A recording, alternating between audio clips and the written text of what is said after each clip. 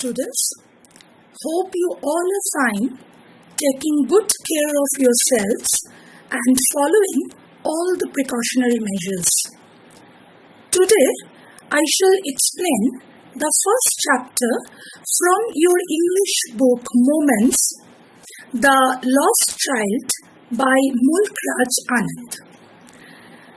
Now, before I start, let me ask you one question.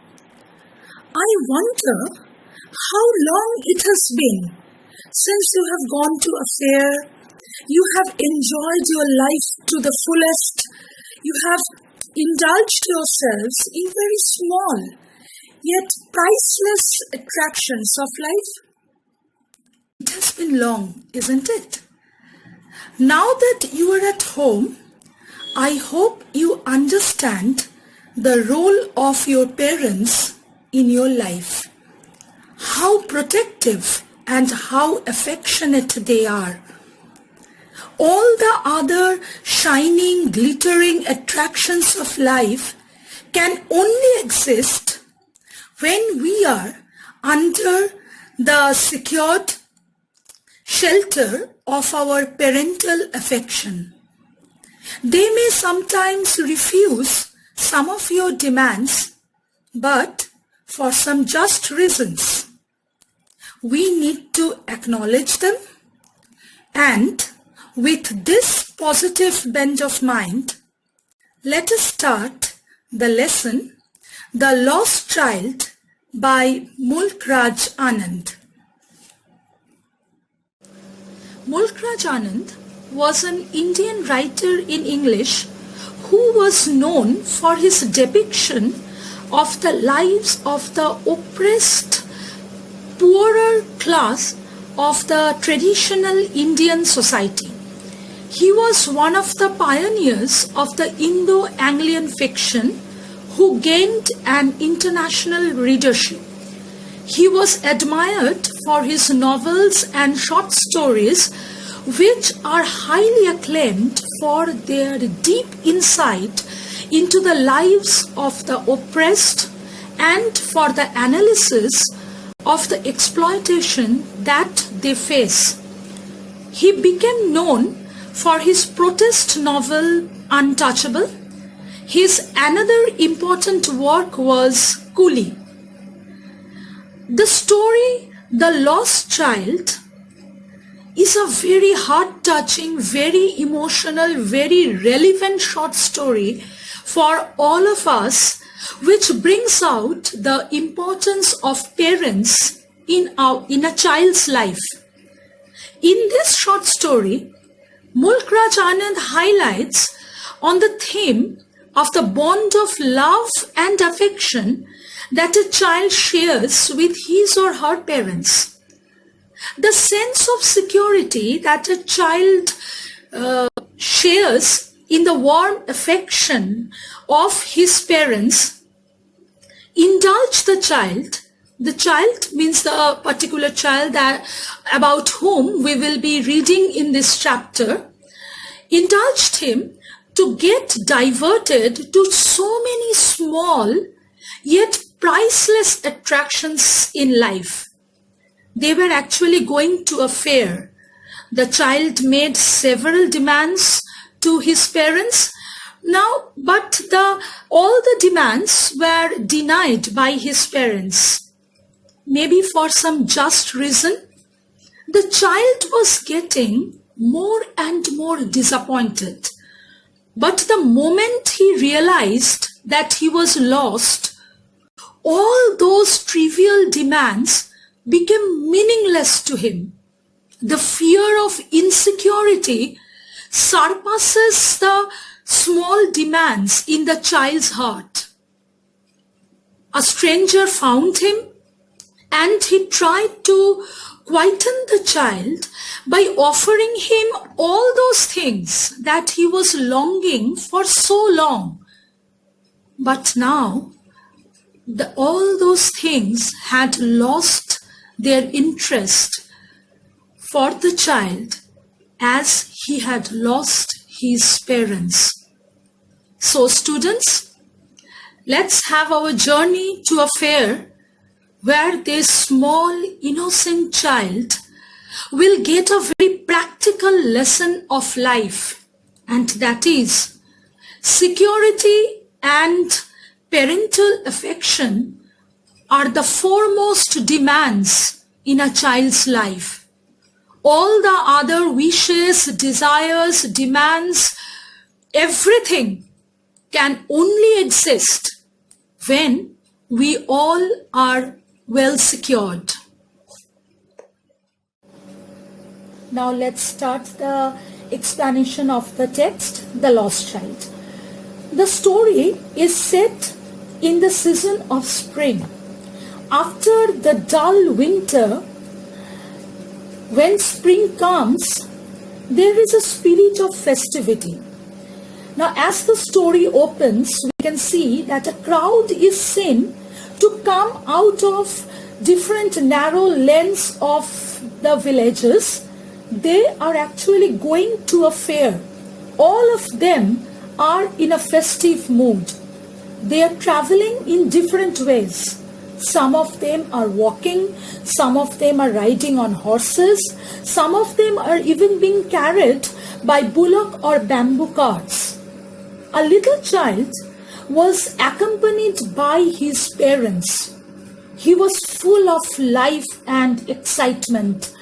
He was trying to grab the enjoyment from the smallest of things that he could see on his way to the fair. Now the child was attracted by the toys on the roads, but his parents called him. His feet were obediently following them, but his eyes were still lost at the toy shop. He could not suppress his childish desire to have some toys from that shop, though he was aware of the fact that his desire would not be kept by his parents, and he would have that same familiar look of refusal from his parents. The child was, after all, a child. He could not behave rationally always. So desperately, he made the demand, "I want that toy." In response, as expected, he got the familiar, angry, tyrannical look in his father's eyes. His mother, being a little bit emotional, a little bit softened by the festive spirit of the day, diverted his attention and asked him to see what was in front of him. The child got astonished to see a vast field of bright yellow mustard flowers in front of him. It seemed like a flowing stream of gold. A group of dragonflies, butterflies, and bees were buzzing around and were sucking the nectar from the flowers. He watched them with wonder and excitement. As soon as one of them sat somewhere to rest, the child rushed to catch it. But the tiny creature flew instantly. Right then, again, the child's mother gave him a cautionary call, and he had to follow his parents. Extremely happy to see these beauties of nature, the child ran towards his parents. But in a short while, he again stopped to see the small insects that were coming out of their holes. Now these small yet priceless attractions captured the child's attention completely. He was again called by his parents from a grove where they sat by a well to take some rest. Now, as the child entered the shady forested area, that is the grove, he was welcomed by a shower of flowers. He got carried away by this blissful experience. He forgot his parents and started collecting the petals. Immediately after this, he heard the cooing of doves and chased the birds. Now, in this process, the flower petals fell from his hands. Now, children, I would like to grab your attention to a fact that this incident shows that as soon as the child was getting attracted to a new thing, he was instantly losing attraction for the earlier one. As they came near the village, the child could see a huge number of people walking from different directions towards the fair. Initially, he got scared, but gradually he got fascinated by the flowing crowd of humanity. At the entrance of the fair, at one corner, one sweetmeat seller was selling mouth-watering gulab jamun, rasgulla, burfi and jalebi. Students, are you getting tempted? I guess you are. Okay, now let's get back to the story of the child.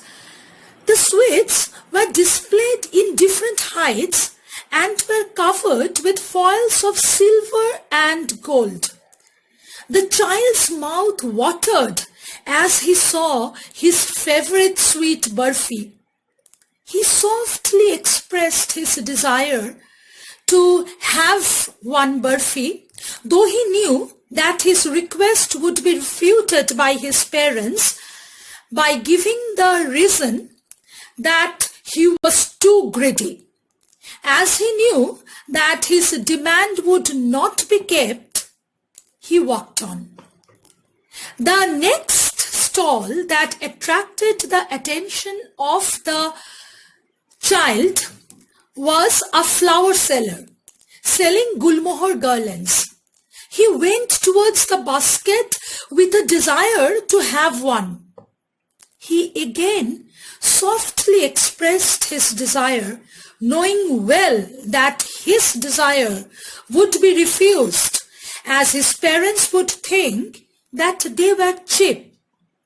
Dishearteningly, the child moved without expecting an answer. Next was a man selling brightly colored balloons, quite attractive for any child. The child was carried away with the rainbow colors and desired strongly to possess them. This time also, he knew the reason to be given by his parents, who would say that he was old enough to play with balloons. So, he moved on. Followed by the balloon seller, the child paused at a snake charmer who was playing a flute, and the snake was twisting its neck. It raised its head out of the basket like a swan. It seemed that the music was heard by the snake's invisible ears and created the effect of a waterfall on it. As the child had already known that his parents had warned him to stay away from such unpleasant music, he walked further. Then he saw the roundabout, where men, women and children were enjoying the whirling motion of the roundabout. This time the child got desperate to have a ride on the roundabout, and he made a bold request to his parents. Now from this point of time, there comes a turn in the story. As there was no reply to his request to have a ride in the roundabout, the child turned back. To his horror, he found no trace of his parents. He started crying loudly, ran here and there calling for his parents, but in vain. Fear of getting lost, fear of insecurity overwhelmed him. Tears came rolling down his eyes. His clothes became muddy. Students, instantly the colorful balloons, the whirling motion of the roundabout, the melodious music of the snake charmer lost their attraction in the child's heart. After some time, he gave up. His loud cries turned into mild sobs. He searched desperately for his parents among the crowd, but he could not find them. He then ran towards a temple which was heavily crowded. He ran through the legs of men, calling out his parents. People were jostling each other. He was almost crushed under their feet when his loud cry was heard by a man, and he lifted him up. This stranger tried to soothe the child by offering him all those things that he was longing for so long. That he took him to the roundabout. The child screamed loudly and denied to have a ride in the roundabout and only cried for his parents. Then he took him to the snake charmer. He tried to divert his attention by asking him to listen to the nice music. But by then, the music was no longer nice to the child. The man returned back in the same direction. He offered the balloons to the child, but by then the rainbow colors lost all their shine for the child. The gulmohar flower was no longer desirable. Neither the child gave a look to his favorite sweet barfi. Now students, the story ends here. It is an open-ended story.